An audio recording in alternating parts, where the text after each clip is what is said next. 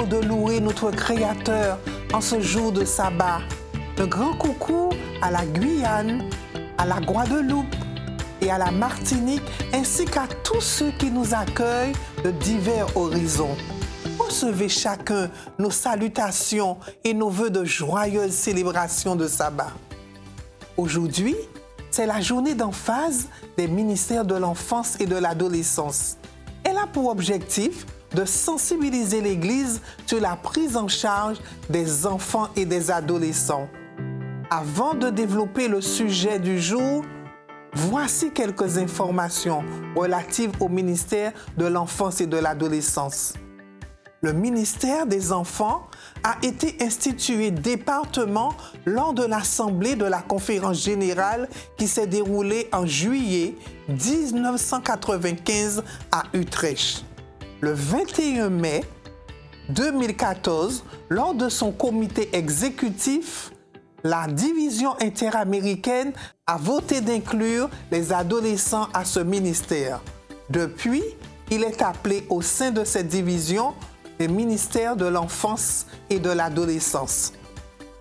Les objectifs du ministère des enfants et des adolescents est d'aider les enfants et les adolescents à prendre conscience de leurs valeurs et d'avoir le sentiment qu'ils font partie du ministère de l'Église. D'éveiller l'attention de la congrégation concernant les enfants et les adolescents non adventistes. Former les jeunes et les adultes pour qu'ils travaillent efficacement avec les enfants et les adolescents. Sensibiliser l'Église sur les besoins et le potentiel du ministère des enfants et des adolescents. Aider les adultes à s'intéresser aux enfants et aux adolescents de l'Église, de la communauté et du monde. Développer et promouvoir le matériel basé sur la Bible qui servirait à enseigner les enfants et les adolescents de la naissance jusqu'à l'adolescence. Venons à notre sujet du jour, dont le thème est « Veiller à ce qui ne tombe pas ». Prions ensemble.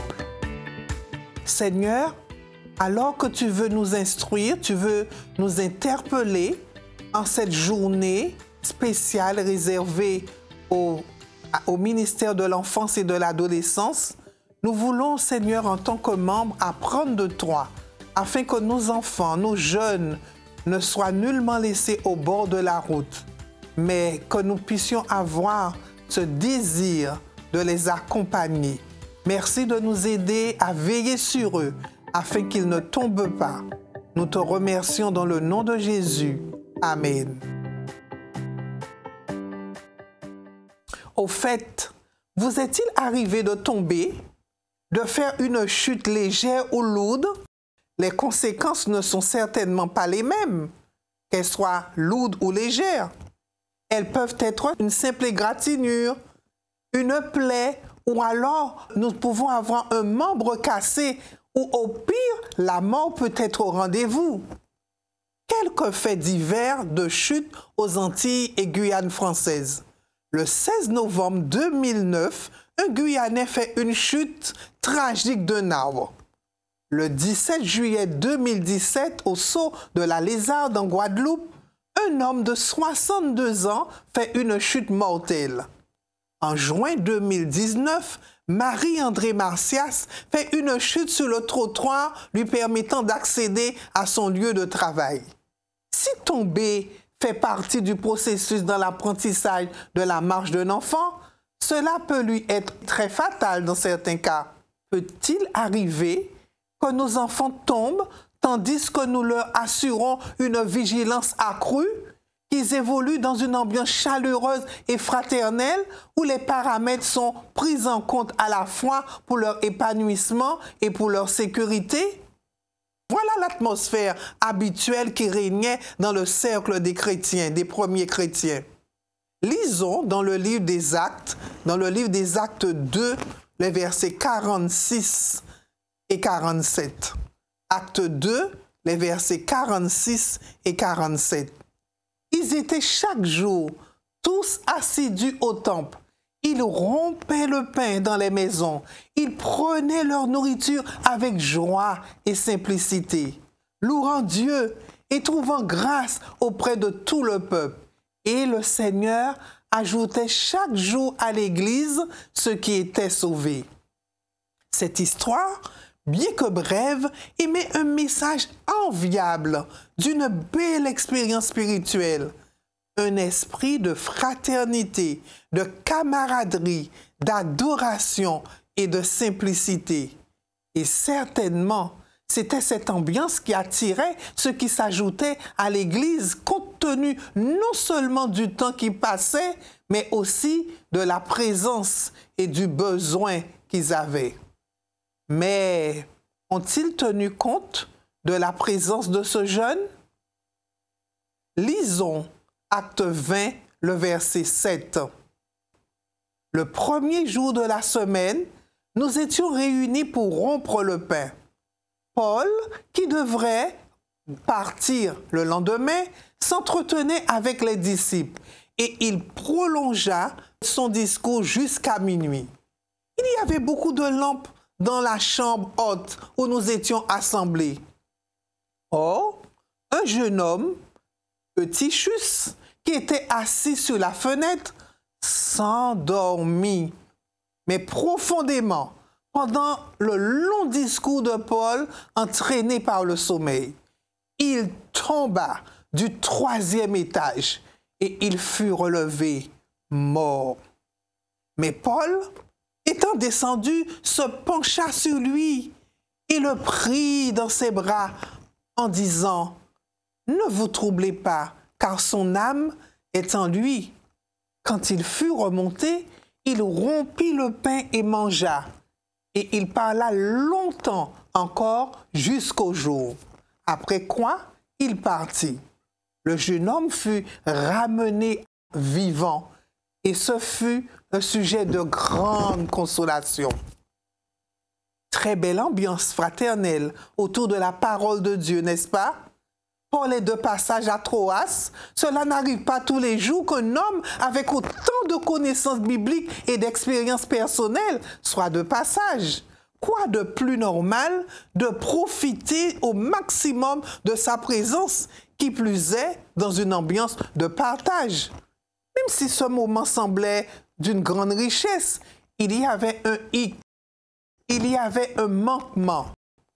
Pas de prise en compte du jeune qui était présent. Cette histoire suscite plusieurs questions, telles que qu'est-ce qui nous captive en tant qu'adultes le plus? Qu'est-ce qui occupe notre temps au point d'omettre la prise en compte des enfants, des adolescents et des jeunes? Quelle place occupent les enfants, les jeunes et les adolescents dans l'échelle de notre vie? Savons-nous les accueillir? Leur disons-nous des paroles valorisantes? Pensons-nous à adapter nos rencontres à leurs besoins? Leurs contenus sont-ils accessibles, faciles à comprendre? Les rencontres tiennent-elles compte du contexte dans lequel ils évoluent? Pensons-nous à les intégrer dans les différents programmes?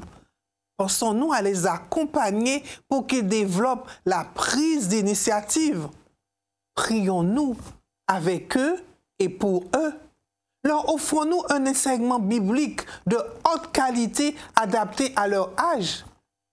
Avons-nous le souci de préparer la relève de l'Église, de la société, une génération qui aime Jésus et sa mission, se préparant à l'accueillir? Chère Église, faillir à notre devoir et responsabilité envers les enfants, les adolescents et les jeunes, c'est les mépriser. Accueillons favorablement le conseil que le Seigneur nous dit et qui se lit dans Matthieu 18, le verset 10. Gardez-vous de mépriser un seul de ces petits, car je vous le dis que les anges dans les cieux voient continuellement la face de mon Père qui est dans les cieux. Chère Église, lorsque nous avons une vision pour les enfants et les jeunes, lorsque nous développons des projets pour eux et avec eux, dans l'amour et la prière, il y a moins de risques qu'ils posent la main sur la poignée de la porte de sortie de l'église.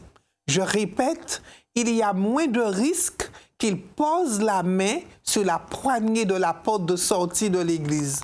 Il y a plus de chances, au contraire, qu'ils ressentent le besoin d'aimer venir à l'église et de développer une rencontre personnelle avec Jésus. L'auteur nous dit qu'une fois, il a été témoin d'une dispute entre un responsable d'église et une mère. Le responsable était contrarié parce que les enfants de sœur F ne venaient pas à l'église et passaient leur temps à discuter sous un arbre. Ils ne voulaient pas entrer dans l'église. La mère argumentait que c'était mieux qu'ils soient là plutôt que de rester à la maison et de faire de mauvaises actions. Le responsable lui fit des reproches en disant qu'elle ne savait pas comment exercer son autorité sur ses enfants, tandis que la mère répondait que les programmes étaient trop ennuyeux et que c'était pour cela que ses enfants n'aimaient pas y aller. La discussion était dans une impasse, car aucun d'eux n'avait proposé une solution bénéfique pour les enfants. Cet incident vous semble-t-il familier? Vos enfants ou élèves éprouvent-ils de la joie à aller à l'église? Si la réponse est négative, les parties concernées se sont-elles assises autour d'une table afin de considérer pourquoi de nombreux enfants et adolescents ne veulent pas aller à l'église? Nous, les adultes, nous ne sommes pas exempts d'erreurs. Il nous arrive de blesser un enfant, un adolescent, un jeune par notre regard, nos paroles dévalorisantes, nos choix, par exemple, notre exemple. Que l'humilité de Jésus habite nos cœurs afin de leur présenter des excuses. Cette démarche sera un marqueur positif dans leur vie qui les évitera de se tenir au bord de la fenêtre et de faire une chute mortelle. Aimons nos enfants, intéressons-nous à eux et quand ils sont en danger, ramenons-les avec douceur. Lisons ce conseil qui se lit dans 1 Timothée 4, le verset 16. 1 Timothée 4, le verset 16. Veille sur toi-même et sur ton enseignement. Persévère dans ces choses, car en agissant ainsi, tu te sauveras toi-même et tu sauveras ceux qui t'écoutent. Waouh! Quelle leçon de salut! En veillant sur un enfant, en prenant soin de lui, nous sommes en train de le sauver. Nous sommes en train de contribuer à son salut et au nôtre également. Revenons à l'histoire de Tichus. Le récit commence par une scène agréable et normale où l'ambiance est à l'attention et au désir d'apprendre. Il semble que tout le monde est heureux de la compagnie de l'apôtre Paul et voulait l'écouter le plus longtemps que possible. Il y avait dans ce lieu un jeune garçon, peut-être désireux d'être comme eux, d'apprendre aussi comme eux. Mais au fil des heures de la nuit, l'épuisement l'a envahi jusqu'à ce qu'il s'endorme et s'écroule soudainement sur le sol et meurt. Eutychus était là, tout comme beaucoup de garçons ici. Eutychus était là et a tenu compte de sa présence. Il est peut-être mon fils, il est peut-être ton fils. Comme Eutychus, peut-être qu'aussi ils ont le désir d'apprendre, mais ils ne comprennent pas notre message. Ils ne comprennent pas l'organisation du programme et cela les ennuie et les fatigue. Il y a des enfants qui préfèrent, comme Eutychus, se mettre dans un endroit qui n'est pas le plus approprié, mais qui est le bon endroit pour se dérober sans que personne ne les remarque. Il y a des enfants qui sont également assis à la fenêtre. Ils ne sont pas complètement à l'extérieur, mais ils ne sont pas non plus complètement à l'intérieur. Que fait un adolescent quand ses parents l'appellent au culte de famille? Est-ce qu'il y va de bon cœur, de bonne volonté, ou bien est-il apathique et même agacé? Chère Église, rappelons-nous que les enfants et les adolescents font partie du même corps que nous. Prenons-nous en compte leurs besoins et les méthodes d'apprentissage qui leur sont adaptées. Tenez-les à l'écart des distractions, relevez-les et surtout aimez-les en les respectant. Les enfants font partie du corps de l'Église et nous devons tout mettre en œuvre pour qu'ils n'aient pas envie de s'asseoir au bord de la fenêtre, car une chute mortelle est probable. L'apôtre Paul, l'attitude de l'apôtre Paul face à la mort de Tychus est inspirante. Il le prend dans ses bras. Il prend ce jeune homme dans ses bras afin de l'emmener dans la chambre haute. Est-ce que nous cherchons à prendre les jeunes dans nos bras lorsqu'ils sont en difficulté? Sommes-nous en soutien à la famille et à ce jeune afin qu'il retrouve sa place? Ou bien cherchons-nous les failles de sa famille? Sommes-nous dans la panique, la confusion, la critique ou dans une dynamique de sauvetage, de reconquête et de restauration comme l'a fait l'apôtre Paul? Ce jeune est certainement intégré au groupe afin de partager le pain. Lorsqu'un enfant de l'Église revient, ne lui rappelons pas ses erreurs passées ou mépriser les vestiges de son escapade, mais soyons plutôt d'un grand soutien pour lui, afin qu'il n'ait plus le désir de se tenir au bord de la fenêtre.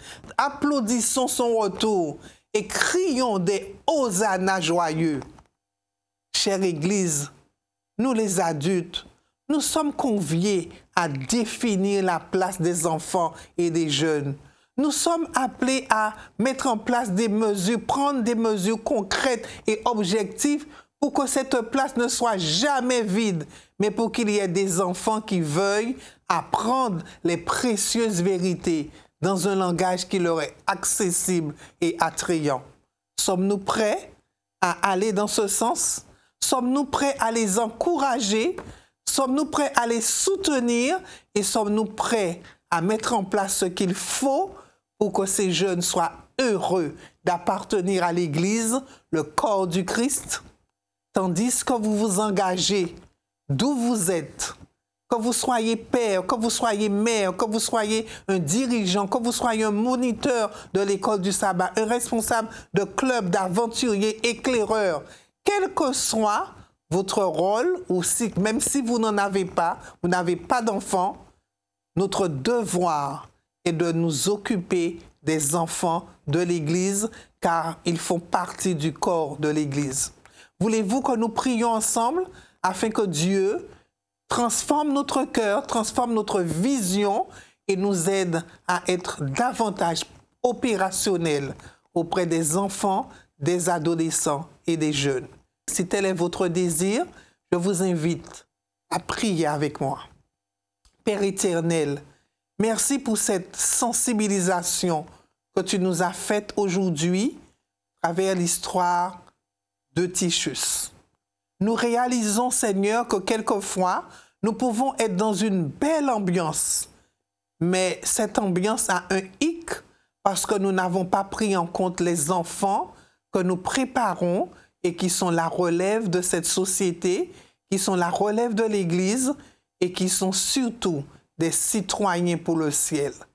Merci de nous pardonner, Seigneur, et merci de nous aider à révolutionner notre vision de telle sorte que nous ayons cet esprit d'accueil, que nous soyons dans cet esprit de sympathie, d'empathie, et que nous soyons dévoués pour les enfants, les jeunes, et qui se sentent accueillis au sein de l'Église, et que l'Église ne soit plus ennuyeuse pour eux. Permets-nous, Seigneur, de leur donner la possibilité d'être acteurs et d'être dans la créativité, afin qu'ils soient aussi dans la mission afin que tu reviennes très bientôt, parce que ces jeunes auront prêché l'Évangile par des moyens qui leur sont propres. Merci de nous aider à les soutenir, à leur faire confiance.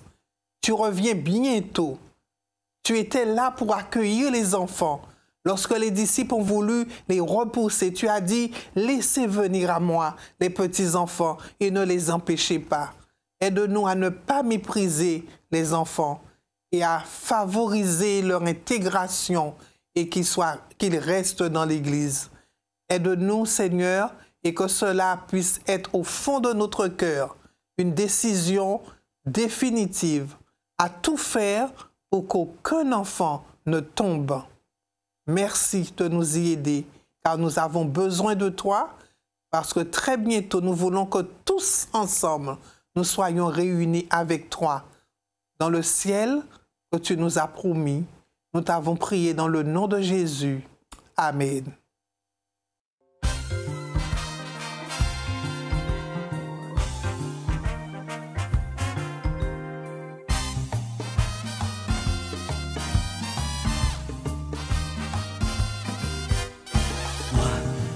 Dans la joie, quand on me dit allons, allons à la maison de l'Éternel.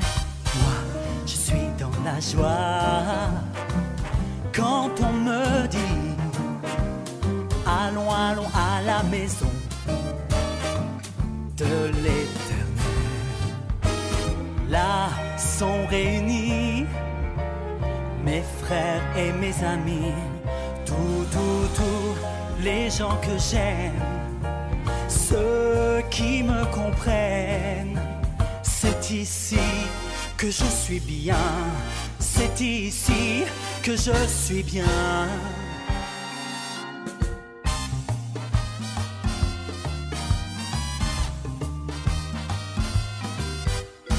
Moi, je suis dans la joie quand on me dit allons à la maison de l'Éternel. Moi, je suis dans la joie quand on me dit allons à la maison de l'Éternel. Là sont réunis mes frères, mes amis, tous les gens que j'aime, ceux qui me comprennent. C'est ici que je suis bien, c'est ici que je suis bien.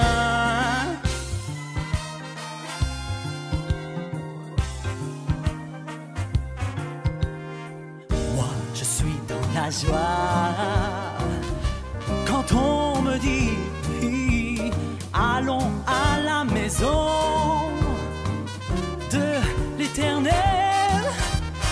Moi, je suis dans la joie